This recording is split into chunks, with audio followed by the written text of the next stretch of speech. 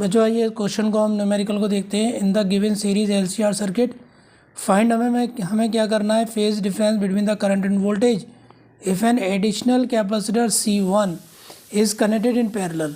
अगर एक एडिशनल जो है कैपेसिटर कनेक्ट किया जाता है पैरेलल में टू द कैपेसिटर के C की, पैरेलल में लगा दिया जाता है। ठीक है, पैरेलल का फार्मूला हम जानते हैं, C = C1 + C2 होता है। ठीक है, दो अगर कैपेसिटर है पैरेलल में तो प्लस होता है, रेसिस्टेंस में ये सीरीज़ में होता है। ठीक है, इसके बाद the power factor becomes unit. Power factor अगर 1 दे रखा है तो find the capacitance of the C1। तो C1 का कैपेसिटेंस आपको निकालना है कितना होगा। ठीक है, इसको हमें देखना है। तो ये सर्किट है हमारे पास, जो हमारे पास इंडक्टेंस गिवन है, तो हम सबसे पहले गिवन दैट उतार लेते हैं। गिवन दैट L कितना दे रखा है, 100 मिली हेनरी। हेनरी में चेंज कर लीजिएगा, इंडक्टेंस की यूनिट जो है वो हेनरी होती है, ऐसा यूनिट। तो 1010⁻³ हेनरी से मल्टीप्लाई करेंगे। उसके बाद कैपेसिटेंस हमें दे रखा है 2 माइक्रोफेरेड, तो इसको फेरेड में चेंज करेंगे, 2 × 10⁻⁶ फेरेड। उसके बाद हमें रेसिस्टेंस दे रखा है 400 ओम। ये हमारे पास चीज़ें गिवन है जो हमने उतार ली। इसके बाद हमारे पास हमें क्या पूछ रहा है कि हमें क्या निकालना क्या है। इसमें सबसे पहले पार्ट में हमें निकालना है C। ठीक है, ये ओमेगा भी हमारे पास गिवन है, ओमेगा दे रखा है हमारे पास 1000। ठीक है, और रेडियन पर सेकंड दे रखा है ओमेगा में। ठीक है, अब यहाँ हमें निकालना है सबसे पहले XL। तो XL हमारे पास क्या होगा, XL = हम जानते हैं ओमेगा L होता है। और ओमेगा की वैल्यू हम रख देंगे, ओमेगा हमारे पास 1000 दे रखा है, और L हमारे पास कितना है, L हमारे पास है, यहाँ से निकाल लेंगे हम और इसे सॉल्व कर लेते हैं। इसकी पावर 2 है, इसकी पावर तो 10 की पावर -1 हो जाएगा हेनरी। इसको रख देंगे यहाँ L को 10 की पावर 1 हेनरी। तो XL हमारे पास कितना आ गया, 10⁻³ × 10 की पावर -1। तो XL हमारे पास आ गया 10 की पावर 2 और ओम। इसके बाद बेटा हमें निकालना है XC। XC क्या होता है, कैपेसिटिव रिएक्टेंस होता है 1/ωc। और इसमें फॉर्मूला हम जो लगाएंगे वो लगाएंगे हम XC = 1/, और ओमेगा दे रखा है 10⁻³ और हमें दे रखा है कैपेसिटर हमें दे रखा है, कैपेसिटेंस दे रखा है 2 × 10⁻⁶। तो हमारे पास ये निकल कर आ गया। XC हमारे पास कितना है, 1/2 × 10 की पावर -3 आ गया। -3 को ऊपर ले आते तो XC हमारे पास कितना आ गया, 1000 10 की पावर 3 और 2 आ गया। 10 की पावर 3 को बेटा हम लिख सकते हैं 1000 और /2, तो हमारे पास 500 XC आ गया। 500 ओम। ओम क्यों ले रहे हैं, क्योंकि ये एक तरह से रेसिस्टेंस का काम करता है कैपेसिटर के अंदर, कैपेसिटिव रिएक्टेंस कहते हैं इसलिए हम। अब यहाँ हमें निकालना है इम्पीडेंस। इम्पीडेंस हमारे पास क्या होता है बेटा, इम्पीडेंस Z। तो हमें Z निकालने के लिए क्या करना है, एक हमारे पास फॉर्मूला होता है R² + XL माइनस का XC का होल स्क्वायर। इस फार्मूले को हमें लगा देना है, सारी वैल्यूज हमें पुट कर देनी है। तो कितना आएगा, R कितना था 400 का स्क्वायर कर देना है, प्लस XL कितना है हमारे पास, XL हमारे पास है 100 और XC कितना है 500। ठीक है, अब हमारे पास Z कितना आ गया बेटा, Z हमारे पास आ गया इसका 400 का स्क्वायर, और ये बचा आपका प्लस और माइनस का 400 का स्क्वायर। ठीक है, अब इसके बाद हमें इससे और सॉल्व करना है, तो इसके बाद हम देख लेंगे Z = हमारे पास कितना आया, 400 का स्क्वायर, 4 4 सा 16 और 40 आ जाएंगे। ये भी 4 4 सा 16 और हमारे पास 40 आ गए। ठीक है, और हमने इसको प्लस कर लेंगे तो कितना आ गया हमारे पास, 0 0 0 0 और 32 आ गया। ठीक है, इसके पेयर कर लेते हैं 32 के, तो हमारे जो पेयर होंगे तो हमारे जो पेयर होगा इसके 2 × 2 2 2 2 5 बार, 2 2 4 4 2 8 8 2 16 16 2 32 और 10⁻⁴ हम ले लेंगे इस तरह से, 10 की पावर 2 और इसका स्क्वायर। ठीक है, तो हम इसमें से 2 और 2 के पेयर बन जाएंगे। तो ये आ गया बाहर हमारे पास 2 × 2 आ गया बाहर, इसमें से 1 2 इसमें से आ गया, और एक 10 की पावर 2 हमारा इसमें से आ गया। ठीक है, और बचा अंदर क्या √2, तो हमारे पास कितना आया 4 4 और 400 आ गया, 400 √2, ये इम्पीडेंस आ गया हमारे पास। ये भी हमारा रेसिस्टेंस की तरह काम करता है, तो ओम में लेते हैं। तो यहाँ तक हमने निकाली। अब हम फेज़ एंगल निकाल सकते हैं। तो हमारे पास फेज़ एंगल जो होता है बेटा, फेज़ एंगल या फेज़ डिफरेंस, फेज़ एंगल, तो हमारे पास क्या होता है tan phi। tan phi formula क्या होता है, XL माइनस का XC is divided by R, ये फार्मूला होता है। तो यहाँ पुट कर देंगे बेटा। तो XL माइनस XC आपका 400 निकल कर आता है, जो हम माइनस करते हैं 500 में से, और इसे माइनस करेंगे 400 को, ये XC माइनस XL ले लेंगे, तो हम इसमें से माइनस कर देंगे 400, तो 400 आ गया। इस माइनस में नहीं लेते, प्लस में ही लेते हैं हम, तो XC माइनस XL ले लेते हैं, ठीक है। तो ये 400 आ गया और डिवाइडेड बाई 400 ऑलरेडी है, तो ये कट जाएगा, तो कितना आएगा आपका 1, फेज डिफरेंस आ गया 1, ठीक। इसकी वैल्यू निकाल लेंगे यहाँ से, तो इसकी वैल्यूज़ कितनी आएगी निकल कर,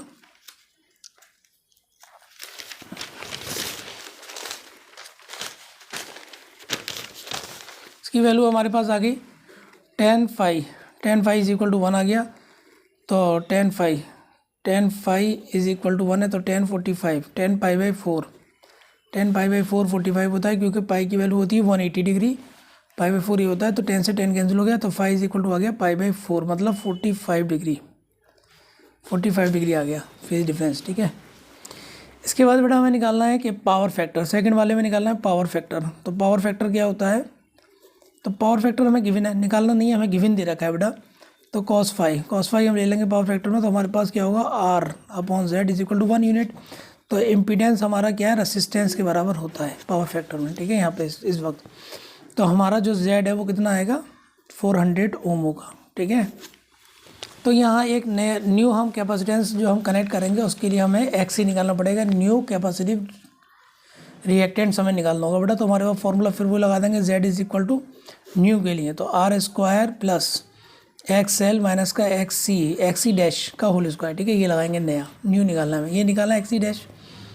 तो ये तो आपका 400 है, और ये हमारा कितना है बेटा, ये भी हमारा 400 है, और प्लस XL हमारा कितना है, XL हमारा है 100 माइनस का XC और डैश, इसका square, squaring on both side करेंगे तो इसको ऊपर रूट लग जाता है, नहीं स्क्वायरिंग ऑन बोथ साइड करने पर इस पर स्क्वायर लगा देंगे, इस पर से स्क्वायर लाएंगे तो रूट ख़त्म हो जाएगा, तो रूट ख़त्म हो जाएगा, तो ये स्क्वायर हो गया, और ये प्लस का 100 माइनस का XC का होल स्क्वायर, ठीक है। अब देखिए यहाँ इसको इधर ले आइए, तो 400 का स्क्वायर माइनस 400 का स्क्वायर, और ये हो गया 100 का स्क्वायर माइनस XC, ठीक है, ये कैंसिल हो गया, 0 आ गया, तो यहाँ 0 हो गया ये।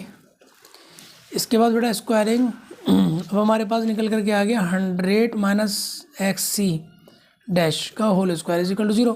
तो स्क्वायरिंग ऑन बोथ साइड करने पर ये भी 0 खत्म हो जाएगा, इस यहाँ से स्क्वायर हटाएंगे रूट लाएंगे तो 0 खत्म हो जाएगा। तो आपका क्या बचेगा 100 और माइनस 100 माइनस XC डैश का is equal to 0, XC dash निकालेंगे तो कितना आ गया 100 ओम। तो न्यू हमारे पास कैपेसिटिव रिएक्टेंट्स आ गया, ठीक है। इसके बाद हमें यहाँ से C कैपेसिटेंस निकालना पड़ेगा, न्यू कैपेसिटेंस। तो हमारे पास क्या फार्मूला होता है, कैपेसिटी रिएक्टेंट्स का फार्मूला था 1/ωc, और C डैश निकालेंगे यहाँ से, क्योंकि डैश निकालें, ठीक है। तो फार्मूला क्या लगाएंगे बच्चों, यहाँ पे हम यहाँ से हम जो क्रॉस मल्टीप्लिकेशन करेंगे, इसका मल्टीप्लाई इसका डिवाइड, तो ये है 1/XC डैश, ठीक है। और C डैश निकालने के लिए ओमेगा का मल्टीप्लाई इसमें कर देंगे XC डैश, ठीक है। तो यहाँ हम वैल्यूज़ पुट करेंगे, इंपॉर्टेंट क्वेश्चन है बेटा, ज़रा ध्यान देना इस पर। ओमेगा की जो वैल्यूज़ हमें दे रखी है वो दे रखी है 1000, और XC जो डैश हमने निकाला था ये दे रखा था 100 बेटा। तो 10 टू द पावर कितना हो गया 5, 10 टू द पावर 5 आ गया, ठीक है। 10 टू द पावर 5 हमारा निकल कर आ गया, इसको ऊपर ले जाएंगे तो ये आ गया 10 टू द पावर -5, ठीक है। अब हमने यहाँ तक हमने निकाली है 10 की पावर -5 आ गया हमारे पास। अब हमें इसमें फेरेड में आया, हमें इसमें माइक्रो फेरेड में करने के लिए 10 से डिवाइड, 10 से मल्टीप्लाई, तो डिवाइड करने पर 10 तो ऐसे लिखेंगे 10, और डिवाइड करने के ऊपर ऊपर चले आएगा ये -1 हो जाएगा इसकी पावर, ठीक है। तो ऐसा हम क्यों कर रहे हैं, क्योंकि हमें ये बनाना है माइक्रो फेरेड। तो 10 की पावर -6 फेरेड, तो 10 की पावर -6 फेरेड कितना होता है 1 माइक्रो फेरेड। तो C dash is equal to कितना आ गया बच्चों 10 माइक्रो फेरेड, क्योंकि फेरेड बहुत बड़ी यूनिट है, इसलिए हम माइक्रो फेरेड में अक्सर लेते हैं। तो माइक्रो फेरेड में हमारे पास आ गया। अब इसे हमने क्या करा था, इसे हमने पैरेलल में लगाया था बेटा न्यू कैपेसिटेंस को। तो पूछ रहा था कितना आएगा, तो हमें निकालना था क्या, सी प्लस का C1 is equal to C dash. तो C dash is equal to C1 निकालेंगे यहाँ से। C1 कितना आ गया, C1 is equal to, C1 निकालने के लिए इसको इधर ले आएंगे तो सी डैश माइनस का C, तो C1 is equal to C dash कितना था बेटा 10, और ये कितना था 2 दे रखा था। तो C1 कितना आ गया 8 माइक्रोफैरड, जो इसके पैरेलल में लगाया गया था। यहाँ तक हमें करना है बेटा ये क्वेश्चन, और ये आपके समझ में भी आया होगा। यह यहाँ से स्टार्ट था ये क्वेश्चन, इम्पॉर्टेंट क्वेश्चन, अच्छा क्वेश्चन है। पावर फैक्टर भी इसमें निकाला है, बताया गया था पावर फैक्टर इसमें, उसके अकॉर्डिंग हमने निकाला था। तो यहाँ तक हमने करा है। Thank you for watching. उसके बाद बच्चों एक न्यूमेरिकल हमारे पास ये आ गया, हमारे पास एक न्यूमेरिकल ये है, find the current in the given resonant LCR circuit. ये 100 ओम दे रखा है, ये L दे रखा है, ये C दे रखा है, ये हमारे पास दे रखा है 200 वोल्ट। तो हमारे पास ये वोल्टेज दे रखा है VRMS दे रखा है हमारे पास कितना 200 वोल्ट, ठीक है। और 50 हर्ट्ज़ हमारे पास फ्रिक्वेंसी है, फ्रिक्वेंसी कितनी दे रखी है 50 हर्ट्ज़, ठीक है। और उसके बाद हमें क्या निकालना है बेटा, यहाँ पे हमें निकालना है फाइंड द करंट, करंट निकालना IRMS। तो IRMS हमें निकालना है यहाँ पे। IRMS हमारे पास क्या होगा, अगर एट रेजोनेंस पे निकालना है, ठीक है, तो VRMS is divided by Z होगा एट रेजोनेंस। एट रेजोनेंस पे क्या होता है बच्चों, at resonance Z is equal to R होता है आपका रेजोनेंस पे, ठीक है। Z is equal to R होता है क्योंकि XL is equal to XC होता है रेजोनेंस पे, तो हमारा Z is equal to R हो जाता है। Impedance is equal to resistance होता है। तो रेसिस्टेंस हमें गिवन दे रखा है 100 ओम, तो हम यहाँ रेसिस्टेंस और रेसिस्टेंस बराबर इम्पीडेंस हो जाएगा 100 ओम। तो यहाँ पुट कर देंगे हम, IRMS हमें निकालना है बेटा, तो बहुत आसान क्वेश्चन है। तो यहाँ रख दिएगा 100 इज डिवाइडेड बाई इम्पीडेंस कितना दे रखा है, इम्पीडेंस रखना है 100 और दे रखा है हमें VRMS दे रखा है 200। ये 200 रखना है, ये 100 रखना है, 2 0 0 कैंसिल हो गए। तो हमारे पास IRMS हमारे पास क्या निकल कर आ गया 2 एम्पियर, क्योंकि एम्पियर जो है वो करंट की यूनिट होती है। तो यहाँ तक हम कर जाएंगे इस क्वेश्चन को। अगला नेक्स्ट क्वेश्चन है, in a circuit the RMS value of the current is, RMS value दे रखी है हमारे पास IRMS is equal to 15 ampere दे रखा है। और find the peak value of the current, current की पीक वैल्यू निकालनी है, मतलब I0 निकालना है या IM भी कह सकते हैं इसको, peak value of the current निकालना है। तो हमें ये पता करना है। तो हमारे पास फॉर्मूला क्या होता है, IRMS इज इक्वल टू क्या होता है बेटा I0 इज डिवाइडेड बाई √2। तो यहाँ से निकाल लेंगे। तो I0 निकालना तो क्या करेंगे, क्रॉस मल्टीप्लिकेशन मल्टीप्लाई कर देंगे, √2 IRMS आ जाएगा। तो यहाँ पे I0 इज इक्वल टू √2 लिख देंगे और IRMS की वैल्यू जो थी 15। तो हमारे पास जो आंसर आ गया 0. वो I0 इज इक्वल टू 15 और √2। ये भी हो सकता है, और इसको सॉल्व कर लेंगे तो हमारे पास क्या होगा 15 इंटू 1.414, ये भी हो सकता है। हमारे मल्टीप्लाई कर लेते हैं, आंसर हमारे पास आ जाएगा 15 4 सा 60 का 0, 6 कैरी 15 1 सा 15 और 6 कितने हो गए 21, 21 का 1 2 कैरी 15 4 सा 60 60 और 62, 62 का 2 6 कैरी 15 1 सा 15 और 6 ये हो गए 21। तो ये आ गया आपका आंसर, और ये एम्पियर में ले सकते हैं। यहाँ तक हमें करके दिखाना है, ठीक है। Thank you for watching. बच्चों आइए हम एक क्वेश्चन देखते हैं। In the adjoining circuit find the EMF of the applied alternating source. EMF हमें निकालना है, ये नेट वोल्टेज या EMF हम कहें। तो हमारे पास एक फार्मूला होता है, सबसे पहले गिवन दैट, ये एक न्यूमेरिकल है। गिवन दैट में हमें क्या दे रखा है, VR दे रखा है बच्चों, voltage across the resistance 80 volt. इसके बाद हमें VL दे रखा है, वोल्टेज अक्रॉस द इंडक्टेंस हमें दे रखा है 100 वोल्ट। VC हमें दे रखा है बेटा, voltage across the capacitance, capacitor, तो ये 40 वोल्ट दे रखा है हमें, ठीक है। इसके बाद हमारे पास एक फार्मूला होता है नेट वोल्टेज का। Applying the formula V² is equal to VR² plus VL minus का VC का होल स्क्वायर, ये एक फार्मूला होता है। इसके बाद जो वैल्यूज़ हमें गिवन है वो पुट कर देंगे। VR कितना है 80 का स्क्वायर प्लस VL कितना है हमारे पास 100 माइनस VC कितना है हमारे पास 40, इसका होल स्क्वायर। इसके बाद इसको सॉल्व कर लेते हैं। V square is equal to 80 का स्क्वायर कितना हो गया 8 8 64, 2 zeros बढ़ा देंगे 60 आ गया, 60 का square. V square is equal to 64 plus 6 36, double zero बढ़ा देंगे। इसको हम ऐड करेंगे 0 0 10 1 1 कैरी 4 10, 10,000 आगे। स्क्वायर हटाएंगे रूट लगा देंगे, 10,000 पे रूट लगाएंगे तो इसकी हो गया 100 का स्क्वायर। तो हमारे पास कितना निकल कर आया है EMF of the LCR circuit, या नेट वोल्टेज हम कह सकते हैं EMF of the source. EMF of the source हमारे पास कितना आ गया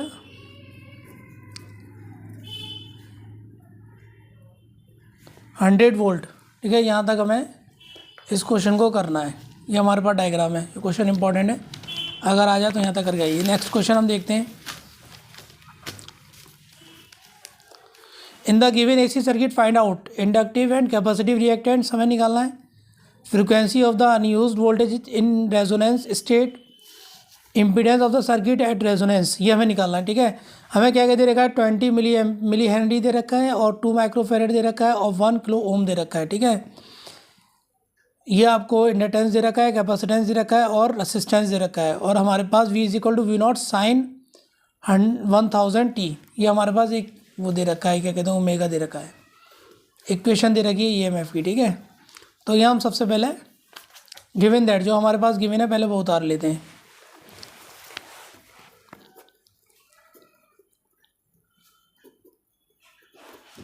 गिवन दैट में हमारे पास क्या क्या गिवन है,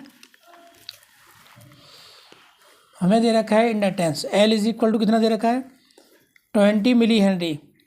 मिली हेनरी को हेनरी में चेंज करेंगे तो हम जानते हैं 1 मिली हेनरी में 10⁻³ हेनरी होते हैं, ये हम मल्टीप्लाई कर दिया।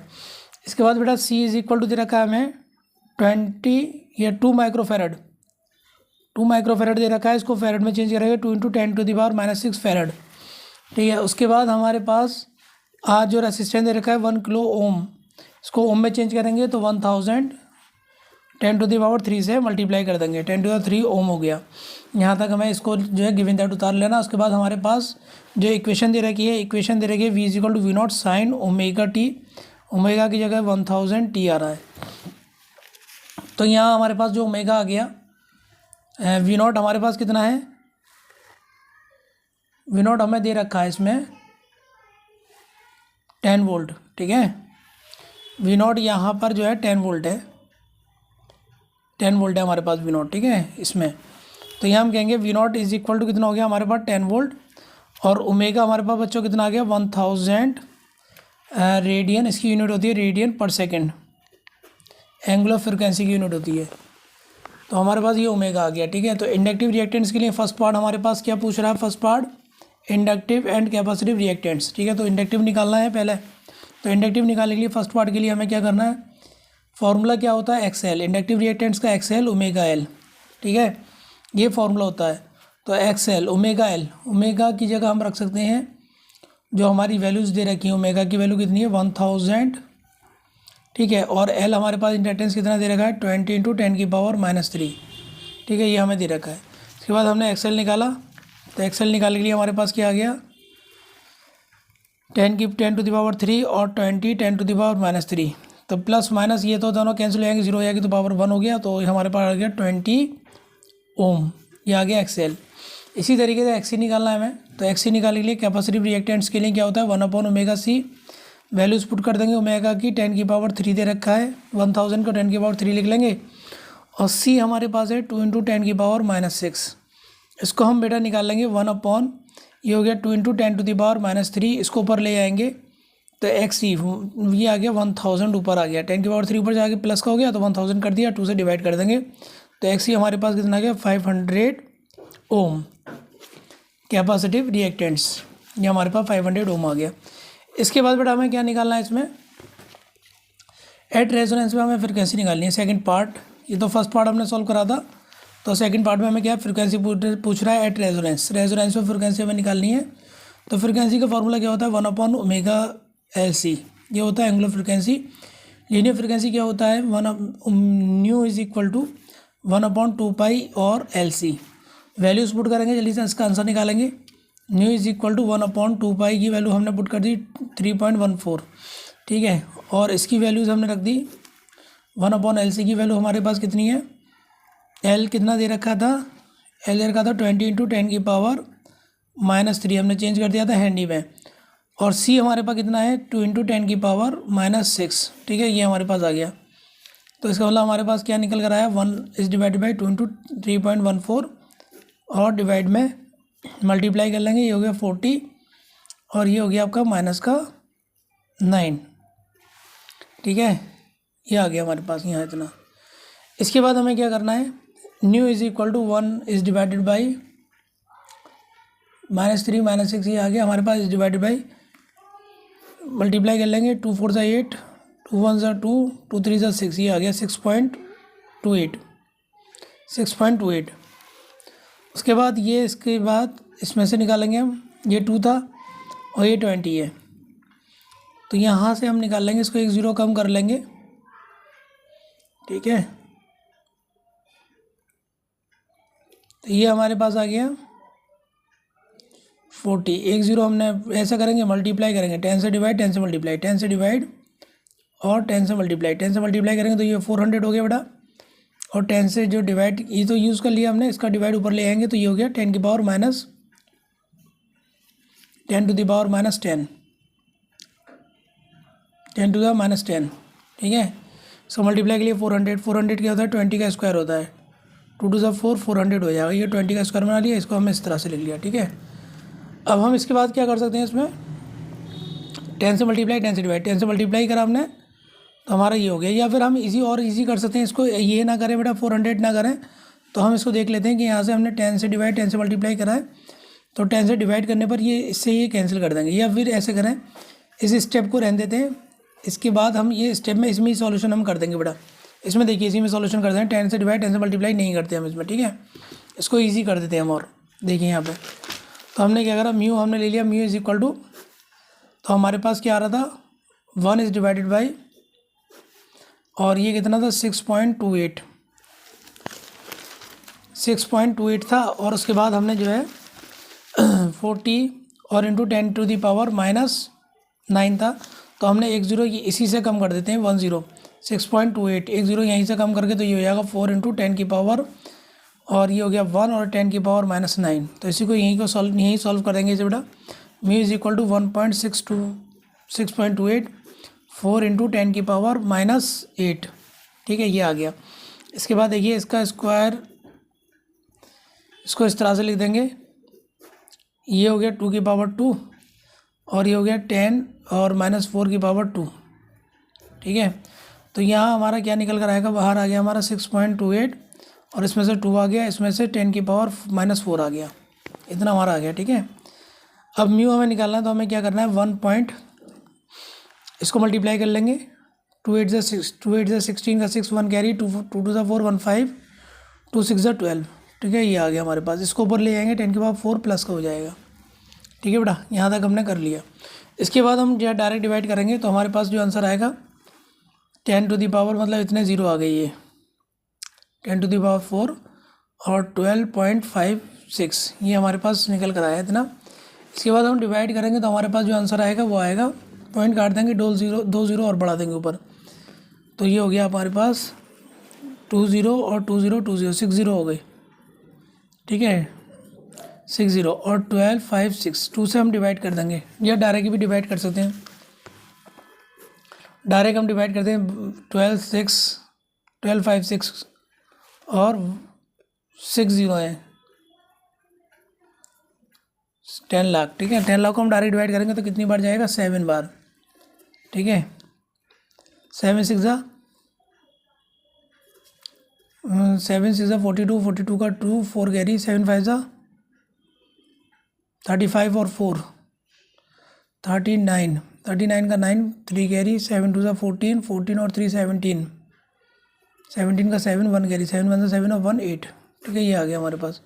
तो अप्रॉक्सीमेट हम जब आगे डिवाइड और करेंगे इसको, तो हमारे पास जो आंसर आएगा बच्चों, आप डिवाइड करके देख लीजिएगा, 796 हमारे पास अप्रॉक्सीमेट हर्ट्ज़ में, ये फ्रिक्वेंसी में इसका आंसर आ जाएगा।